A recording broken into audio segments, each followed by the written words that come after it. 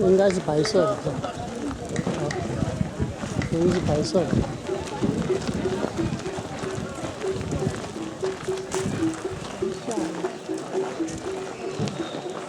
拍照。Chinese family, Chinese route. Be welcome to Chichen Itza. Finally, this is the place. The Chichen Itza city was enormous in the Maya's days. We are talking about more than 27 square kilometers. Today, we can see only the 10% of the whole city. The northern 90% is still in jungle. Buildings like this seems unnatural hills or maybe a bunch of rocks covered by dense jungle. Today we know that Chichen Itza 1800 was a big ranch, a big hacienda. This ranch had a beautiful plantation house. Today it's a hotel, Hacienda Chichen Hotel. 1839, 1840, two explorers men came to Maya land. Their names, John Lloyd Stevens and Frederick Catherwood. One was an American man, another was a British man. These people were friends and they were exploring the whole areas of Yucatan. But once in here, they stayed there in that plantation house. These people did a great job. Thanks to them, we know how this building looks like before any professional restoration, by the way. I have here a nice and a fantastic photo of this building, which is an lithography. In those years, no cameras. This is not a photo, my friends. Catherwood, he was a great painter. And he was painting the buildings, how they found it. So thanks to him, we have the best idea how this building looks like before any professional restoration. See? We can see basically that's an idea that people were talking about when they said there is a little castle on top of a hill. They believe to see a little castle on top. But in fact, it's a temple, the temple you see up there. 1930, professional people started to work in this place. And they rebuilt it. Look at this. When they remove all these stones, jungle, so the pyramid appear a little bit. Okay? We can see perfectly here a staircase and some parts of these terraces or platforms. So these archaeologists put the stones back at the same position. This was a tremendous restoration. Okay? And finally, we can see this building in a very fantastic shape. This one. After this tremendous work, so these archaeologists start here studying the pyramids and they were finding many beautiful things. First of all, we can see that these people rebuilt only two faces in a complete beautiful restoration. This face is facing west. The other is facing north. This is facing south. And the east face, many rocks are missing. But today we know where these rocks are today. Two places. The last owners of Chichen Itza, they built a new hotel using rocks from here. The hotel is Maya Land. And that hotel is still working. It's like a kilometer walk in that direction. And I remember in 1960, Federal Highway crossed in the middle of this archaeological site, connecting Mérida City and Puerto Juárez. No Cancun in those days, okay? It was so tremendous, you know, traveling these regular buses, you cross and see the pyramids. So the engineers were using rocks also for here too, to build the road. Okay, that's why many rocks are missing in this building. We can see exactly here the amount of rocks that is still missing. Okay? But today we know that this building, my friends, representing in a Maya feelings a calendar. It's not really high. We are talking about 32 meters high, 4 faces. Each face or each side has an staircase. Like this one, like that one, 4 around. Each side has 91 steps. So these investigators are saying 91 by 4 makes a total 364. But remember this, the temple on top is one more step. Doesn't matter in which side we climb the building, last step will be up there at the temple, 365. In this way, it's so similar to this Gregorian calendar. But the difference between Maya calendar and Gregorian calendar is this.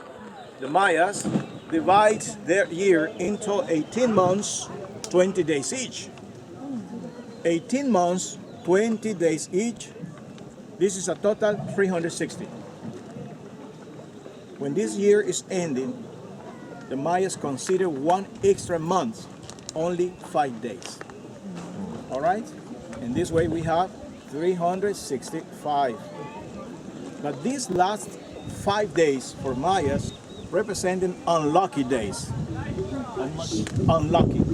Something very bad could happen. That's why these people practice abstinence, meditation, and asking favors to their God to finish these 5 days in totally calm. Diego de Landa said, who was Diego de Landa?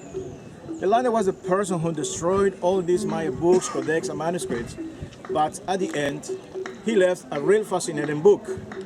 On his book, De Landa said, 52 years is one Mayan cycle. And supposed to be every 52 years, Mayas built a new temple, a new facade, a new decoration, a new building. Take a look at this, my friends. Each terrace, we can see perfectly that side, has square panels. If we count in these square panels, we have here a total 26 and 26 to another side. Amigos, 26 plus 26, how much is that?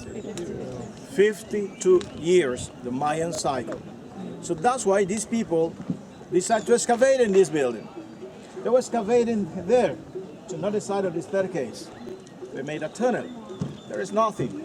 They stopped that investigation, and these people decided to excavate inside of that chamber up there, on the floor. They're making a big hole, and they were excavating, removing debris, etc.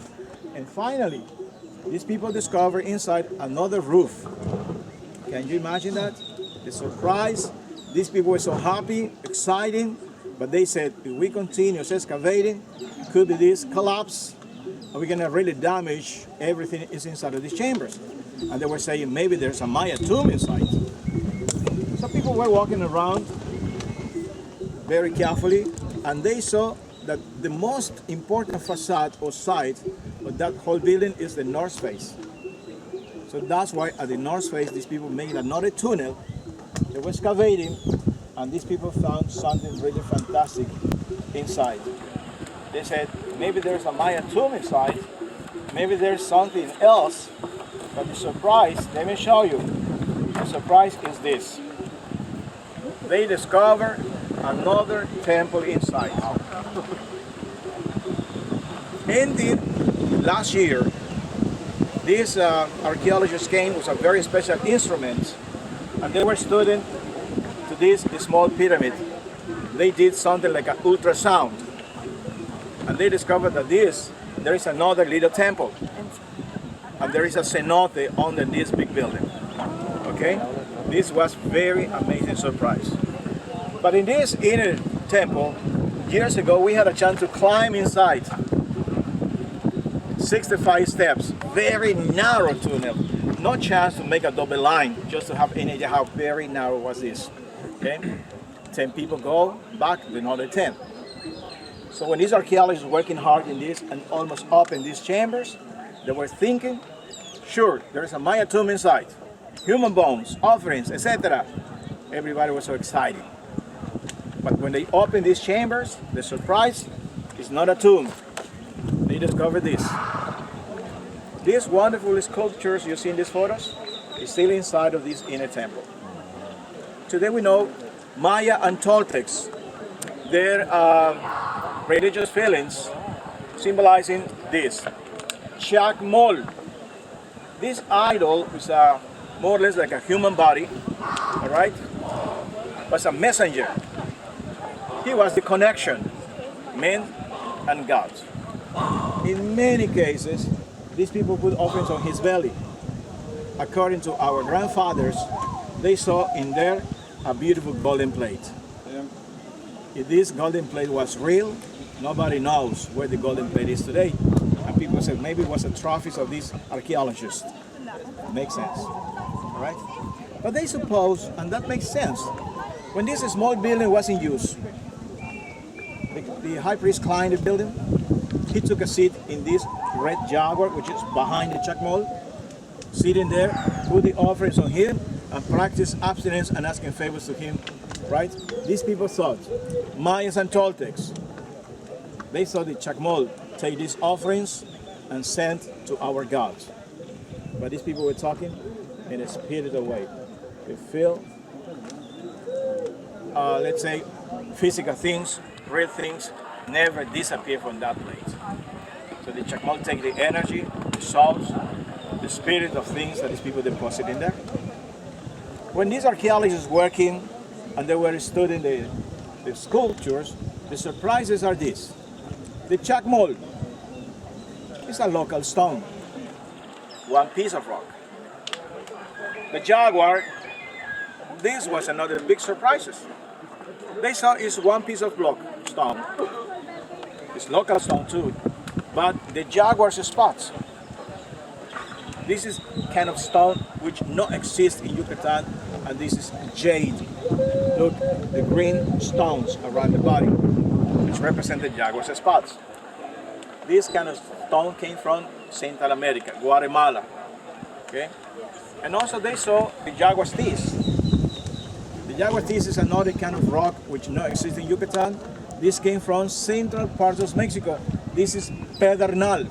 It's a very strong stone, okay? And the another surprise was the Jaguar's eyes. Take a look at the Jaguar's eyes. Has another different colors, turquoise.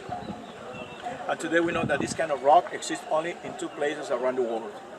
One is in China, another is in Arizona, United States. So these people are saying that this kind of rock came from Arizona. Just think about this 1 minute. How very impressive Chichen Itza was in those days. How many people came here to commercialize the products? People came here, you know, changes kind of merchandises, etc., in one place. Few steps ahead, there is a large building that these archaeologists call it the Temple of 1,000 Pillars, because it looks like 1,000 pillars. In fact, they are 600. Okay, but these pillars were supporting a large wood lintels and a beautiful palm roof. That was the marketplace. So these people have specific days to practice this market, but we don't know which days were. Okay. Later, Mayas and Toltecs changed their use and became a military base, where the Mayas and Toltecs were training attack and defense in a military sense. Okay. So I have to mention this very important thing. When we talk about this Norse group of Chichen Itza, let's talk about two cultures, Mayas and Toltecas. The Toltecs came from central parts of Mexico. The Toltecs appear in this area in Yucatan Peninsula around 877. These people were fighting at the beginning.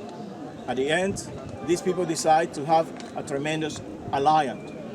They share spaces, knowledge, and we create something new. So all this Norse complex is Maya and Toltecs.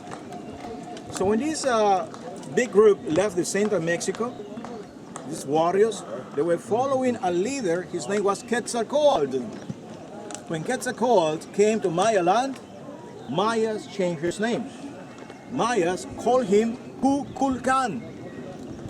That's why it's the name of this temple, the castle, the pyramid of Kukulkan.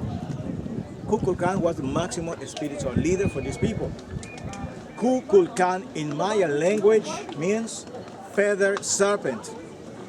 Quetzalcoatl in Nahuatl language, Aztec language, has the same meaning. Feathered serpent too. Okay? That's why you will see that in all these buildings we can see snakes decorations, which representing to Quetzalcoatl, representing to Kukulkan. Okay?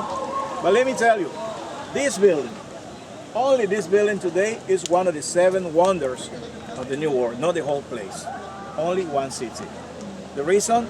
Because representing to this calendar, and also twice a year, we can see in this building the beautiful astronomical event that we call equinox. And it's coming soon. Okay? Last year, March 21st, we had in this large terrace, friends, 35,000 people watching this beautiful astronomical event. Question, have you seen it? The equinox, maybe in a photo, in TV, in a postcard, yeah? Because if you don't, you didn't, I have a wonderful photo here. This is the shadow of a snake. Take a look. Try to see the snake. The snake is right here. This is 7 triangles of lights, the snake body and the snake head that are illuminated. This happens only March 21st, September 22nd. It's amazing. I have another photo. In this photo, my friends, we can see only the temple and no people. Because this was one of the first photos when these archaeologists tried to prove that this is real and twice a year is possible to see. Okay? When they said it's true, every year it's possible to see this, and then these people had a tremendous promotion, touristic promotion all around. The first people who came to see this, engineers from NASA, United States. They came and they said, this is impossible. This is just publicity. They were studying the pyramids with very special instruments. Even us, we don't know about this, but they said, the pyramid is not facing polar north orientation. Looks like in that position, they said. But the pyramid is only 17 degrees deviation to magnetic north. No, it's not that direction, they said, it's that direction.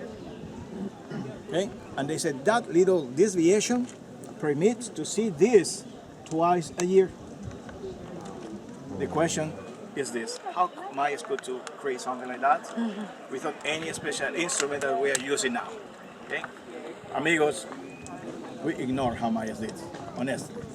Many beautiful speculations, obviously, but still we ignore how these people did. But the evidence is here, and it's coming soon, next March 21st. That's why this building today is one of the 7 wonders of the New World. Okay? So let's walk around to see another beautiful things. Please.